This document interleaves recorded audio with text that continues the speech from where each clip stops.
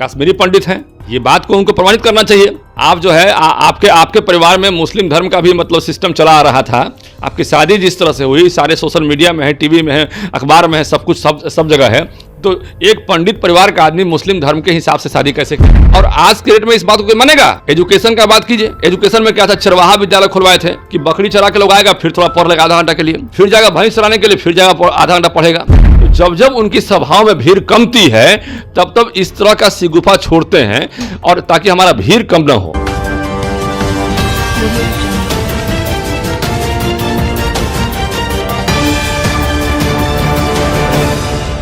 नमस्कार, आप देख रहे हैं BMW न्यूज़ बिहार, आपके साथ मैं हूं रिया सुमन। देखिए, राहुल गांधी का ये बयान कि बिहार में जो जातीय जनगणना हुआ है ये फेक जातीय जनगणना, जिसको लेकर बिहार में कहीं ना कहीं राजनीतिक में एक नया मोड़ आ गया है। बता दें, बीजेपी से MLC जीवन कुमार ने निशाना साधा। राहुल गांधी से पूछा गया कि वो किस जाति से आते हैं। सबसे पहले जीवन कुमार का ये बयान सुनिए, क्या कुछ कहते नजर आ रहे हैं वीडियो में। राहुल गांधी ने कहा बिहार में जातीय जनगणना हुआ है, फेक जातीय जनगणना है। कैसे देखते हैं इसको? देखिए, राहुल गांधी का तो खुद ही नहीं पता है कि वो किस जाति के हैं।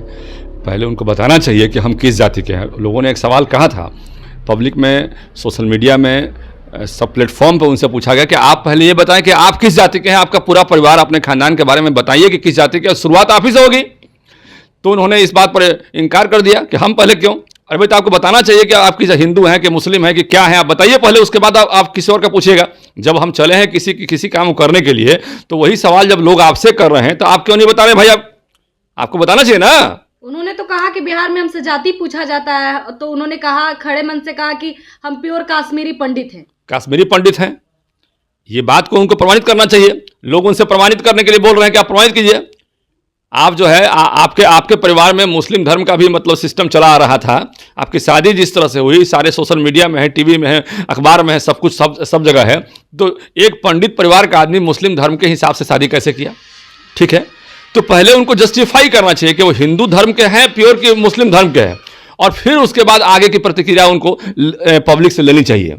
ठीक है, तो मेरा यह मानना है कि उनको इस पर जवाब देना चाहिए। जीतन राम मांझी नाराज चल रहे, हालांकि एनडीए के साथ है, लेकिन उन्होंने कहा कि झारखंड और दिल्ली में सीट नहीं मिला, उसको लेकर उन्होंने कहा कि बिहार में औकात दिखा देंगे एनडीए को। देखिए, ऐसा है कि जीतन राम मांझी चाचा जी थोड़ा सा उम्र ज़्यादा उनका हो गया है, और वो जो है कभी कभी नाराज़ हो जाते हैं, लेकिन ऐसा नहीं है, सब कुछ ठीक ठाक है और समय आने पर सब कुछ ठीक ही रहेगा। ऐसा कोई भी दिक्कत वाली बात नहीं है।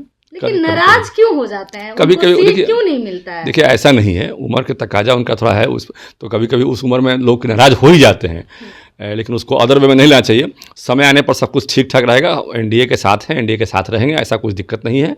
और जहाँ तक सीट की बात है, तो जहाँ पर देखिए एनडीए तय करती है कि हमारा विनिंग सीट कौन सा है, कौन उस सीट को जीत सकता है, इसके आधार पर सीट का बंटवारा होता है।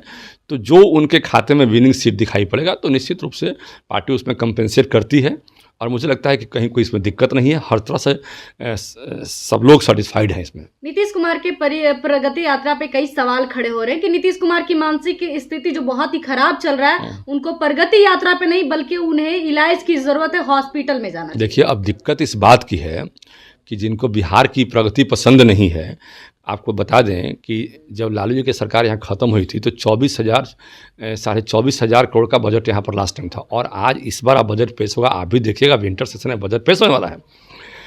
अभी 3 लाख करोड़ का बजट पेश होने वाला है। तो कहाँ आसमान कहाँ ज़मीन।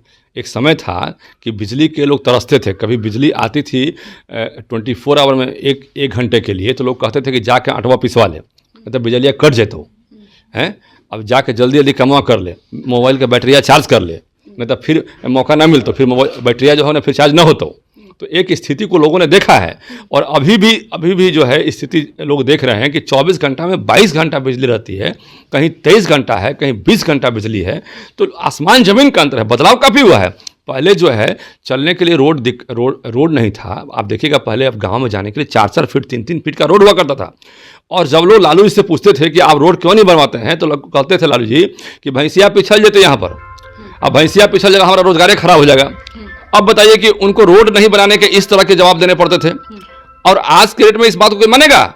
एजुकेशन का बात कीजिए, एजुकेशन में क्या था, चरवाहा विद्यालय खुलवाए थे कि बकरी चरा के लोग आएगा, फिर थोड़ा पढ़ लेगा आधा घंटा के लिए, फिर जाएगा भैंस चराने के लिए, फिर जाएगा आधा घंटा पढ़ेगा। और जब मन करेगा जब वहाँ जाएगा खेत में, फिर आके पढ़ेगा। अब बताइए कि दिन भर में खेत में जाके आदमी टीचर कैसे पढ़ाएंगे भाई वहाँ पर? तो शैक्षणिक व्यवस्था से उनको कोई मतलब नहीं था। जब एनडीए की सरकार बनी तो 30 से 40% स्कूल में ताला लगे हुए थे, वहाँ शिक्षक थे ही नहीं। और आनन फानन में एनडीए सरकार ने शिक्षकों की बहाली की। और आज जो है एक एक स्कूल में देखिएगा, एक एक स्कूल में सारे शिक्षक भरे हुए हैं।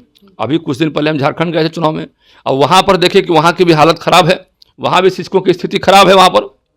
तो बिहार जो है, आप देखिए बिहार में एजुकेशन के मामले में बात कीजिएगा तो यहाँ पे बच्चियों की संख्या जो है पूरे हिंदुस्तान में जितने स्कूलों का आकलन कीजिएगा तो जो पढ़ने वालों की संख्या है उससे ज़्यादा हमारे यहाँ है। नंबर 1 पे बिहार चल रहा है उस मामले में। और ये शुरुआत किसने किया? ये एनडीए सरकार, हमारे माननीय मुख्यमंत्री जी ने किया। अभी जो पूरे प्रगति यात्रा में पूरे बिहार में वो घूम रहे हैं तो कई हजार करोड़ की योजनाओं का वो जो है अनाउंसमेंट करके आ रहे हैं। तो क्या योजनाओं का अनाउंसमेंट करना, शिलान्यास करना, उद्घाटन करना ये गलत है? ये कहाँ से गलत है? ये जो है ये ओछी मानसिकता का प्रतीक है। ये विपक्ष के लोग बार बार महिलाओं के ऊपर वो अभद्र तरीके कहीं भी ऐसा बात नहीं है, कहीं ऐसी बात नहीं हो रही है। चूंकि उनके पास कोई एजेंडा नहीं है विपक्ष के पास, इसलिए इस तरह की बातों को कर रहे हैं वो। प्रगति यात्रा के दौरान 3 बार उन्होंने महिलाओं के ऊपर बात कही है। देखिए आप समझने का प्रयास कीजिए, जितना विकास उन्होंने महिलाओं के लिए किया है आज तक पूरे हिंदुस्तान में, एक तरह देखा जाए तो उसको चर्चा का लोगों ने विषय बनाया है। यही बिहार है, मैं बता रहा हूँ ना, यही बिहार है जहाँ पर सबसे ज़्यादा बच्चियों की संख्या है स्कूल में पढ़ने वालों का। और पूरे हिंदुस्तान का आंकड़ा निकाल लीजिए तो उस पर तो बोलेंगे ना भाई वो। अब उसको लोग गलत तरीके से लेते हैं, तो ये नहीं लेना चाहिए। जब भाई जहाँ डेवलपमेंट होता है और वहाँ तो चर्चा होती ही है, अब उसको गलत तरीके से लोग लेके उसको गलत तरीके से इंटरप्रेट करें तो ये कहीं से भी मेरे ख्याल से उचित नहीं है। राजद कह रहे हैं कि एनडीए में कुछ ठीक नहीं चल रहा है, टूट की आशंका जताई जा रही है। देखिए इस बात पर एक जस्टिफिकेशन देना चाहते हैं, आप समझिएगा उसको बारीकी से। तेजस्वी जी को घूमने का शौक है पूरे बिहार में, उनको सैर सपाटा करने का शौक है। जब मन लगता नहीं है उनके घर में तो सोचते हैं क्या करें, काम तो है नहीं उनके पास, एजेंडा भी नहीं उनके पास में, तो घूमने के लिए निकलते हैं।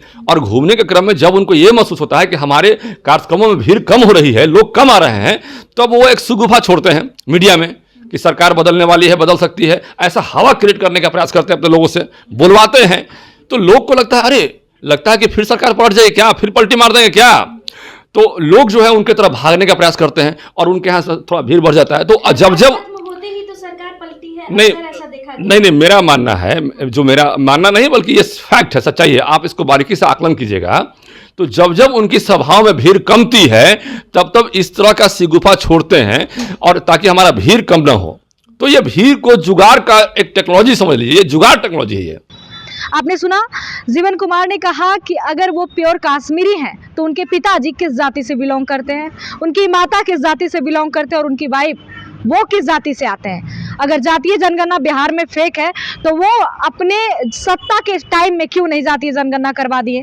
सबसे पहले इस वीडियो में इतना ही। आपको क्या लगता है कमेंट में जरूर बताएं। बहुत बहुत धन्यवाद।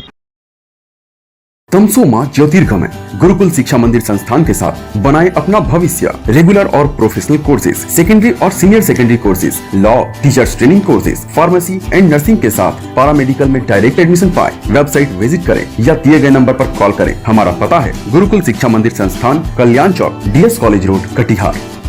हमारा वीडियो अगर आपको अच्छा लगा हो तो आप हमारे वीडियो को लाइक करें, शेयर करें और हमारे चैनल को सब्सक्राइब जरूर करें।